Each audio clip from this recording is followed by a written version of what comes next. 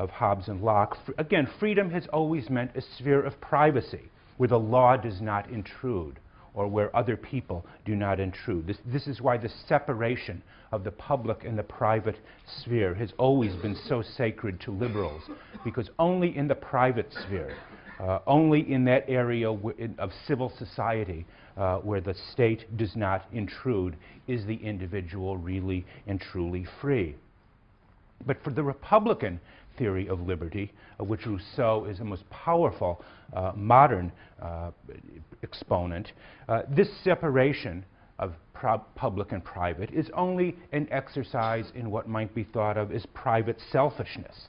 The task is rather to create a community where the individual and the public interest are not in conflict with one another, where the individual does not think of him or herself as a being apart from the social body. This is the freedom of the citizen for Rousseau, who takes an active role in the determination of the laws of one's own community.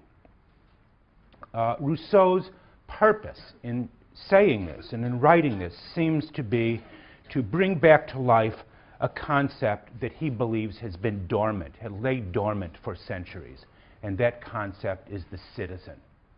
The last people who really knew what a citizen meant, he says, were the Romans.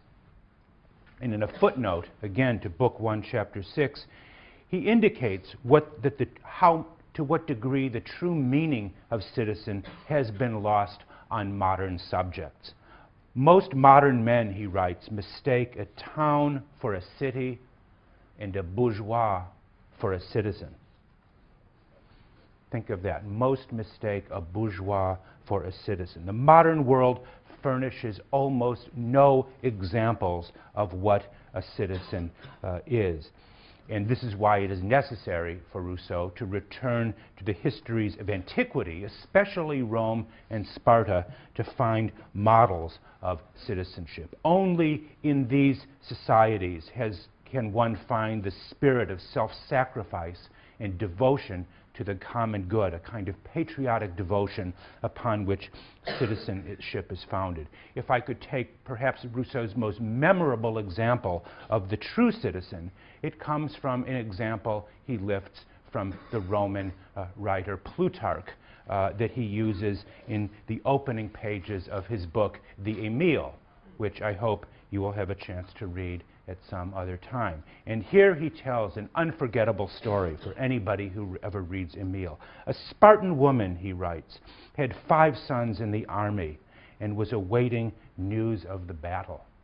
Had 5 sons in the army and was awaiting news of the battle. A helot, a slave, arrives, trembling. She asks him for news. Your 5 sons were killed, the helot replies. Base slave, did I ask you this? We won the victory, he says. The mother runs to the temple and gives thanks to the gods. Here, for Rousseau, is the ancient citizen, an example that is both terrible and sublime, which of course he wants it to be, intends it to be. There is the example of what the true citizen is. The question, when you consider this possibility, is whether Rousseau's idea of the freedom of the citizen, freedom to live under self-imposed law, leads to a higher form of nobility, higher than the kind of low-minded pursuit of one's self-interest.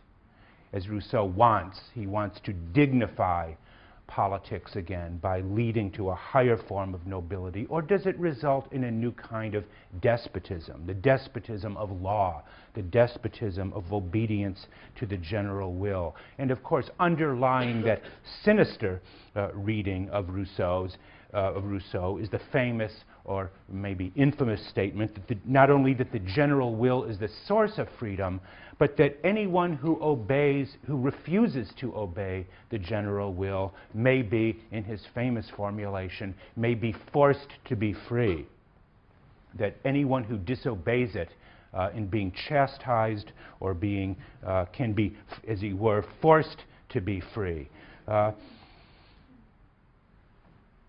Recall that this is a conception of freedom which again is almost the opposite of that of what we might again call the liberal tradition, a view which in again a slightly paradoxical way was given a very powerful formulation by Hobbes.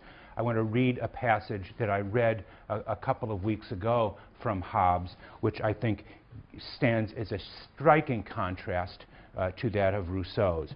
In chapter 21 of Leviathan, Hobbes writes, "The Athenians and the Romans were free, that is, they were free commonwealths. Not that any particular men had liberty to resist their own representatives, but their representatives had the liberty to resist or invade other people." Hobbes clearly says that the ancient freedom was the freedom of the collective. It wasn't the freedom of the individual, the freedom of the authorities, as he says, to resist or invade other people. There is written on the turrets of the city of Lucca, remember that, in the great characters at this day, the word libertas. And yet he goes on to say, no man can thence infer that a particular man has more liberty or immunity from service to the commonwealth there than in Constantinople. That is to say, freedom for Hobbes consists of, as he puts it, immunity from service. Immunity from service. And for this reason, there is no reason to believe that anyone is freer in the republican city of Lucca, which has libertas on the wall, than in Constantinople. That seems to already 100 or so years before Rousseau suggest a powerful alternative to his view of freedom. Hobbes's point, like Rousseau's, is extreme. And that, in many ways, is the power of these two views. Hobbes's view as freedom is immunity from service. Rousseau's view is that freedom consists, you might say, only in service. Our freedom starts where the law begins. And again, at the basis of this are two radically different views of the role of political participation in lawmaking. For Rousseau, again, laws are legitimate only if everyone has a direct share in making them. It doesn't mean we all agree with the outcome, but only if we have some kind of share or voice in making them. For Hobbes, for Locke, for the authors of the Federalist Papers, on the other hand, the direct involvement of the citizen in lawmaking is clearly a subordinate or a secondary good. Legislation is better handled by persons chosen from the electorate, who are, so to speak, the agents or representatives of the people. This was what the Federalist authors argued was the great advance of modern political science, the doctrine of representation. What is far more important for the Federalist authors, as well as for Locke, Hobbes, and that tradition, is that laws be generally known, that they be applied by impartial judges, rather than they be the direct expression of the general will. In many ways, underlying the, again, liberal conception of law is a certain distrust of the collective wisdom or the collective sovereignty of the people. It is too cumbersome in many ways, and also too dangerous a mechanism to call people together to decide on matters over public concern. This is better left, according to this tradition, to representatives. Rousseau obviously could not disagree more. One could say that Rousseau makes heroic and unreasonable assumptions about human nature. Why do we want to gather together constantly or often to decide, to deliberate, and to debate over questions of public concern? Most people, it's hard enough just to get most people, as we know, to go out to vote. Why do we want to engage in endless debate, something like, you know, a college council meeting trying to discuss what to do, whether to buy or not a new set of dumbbells for the weight room? You know, this is a debate that will go on for hours and hours, and maybe even weeks. Don't people simply want to be left alone?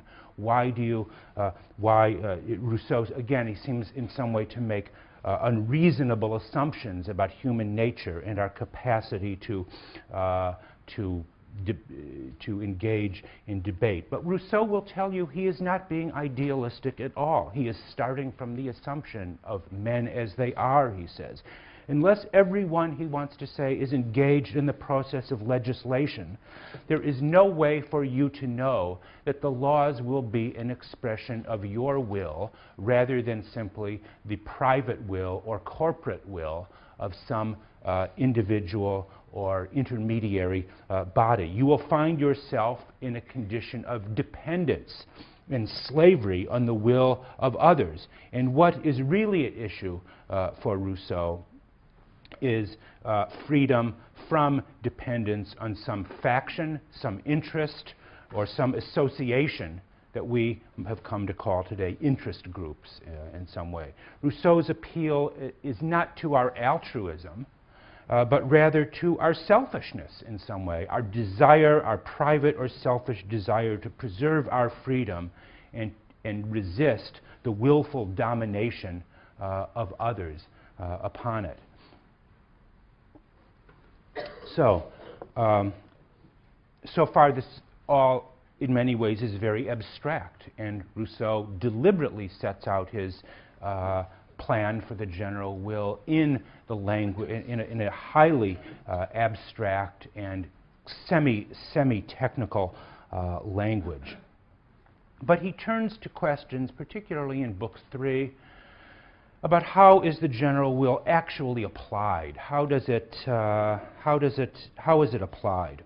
And here Rousseau is far more specific, sociologically and so on, about the conditions under which the general will, or a general will, can come about. In the first place, the general will can only operate in small states, much like the size of an ancient republic.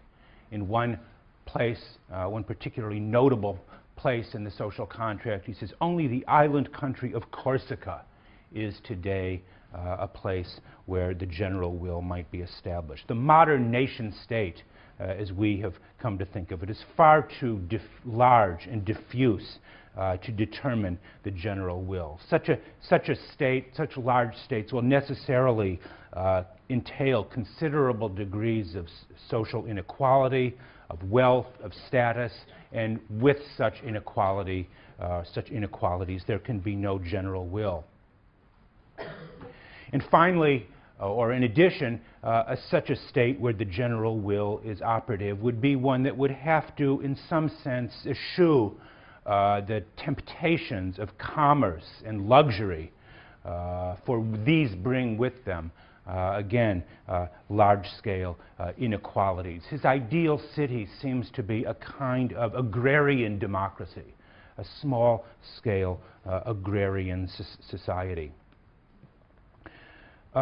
And yet, at the same time, we might get the impression that only a direct democracy would satisfy Rousseau's requirements for the general will. And yet, we find out this is not quite the case.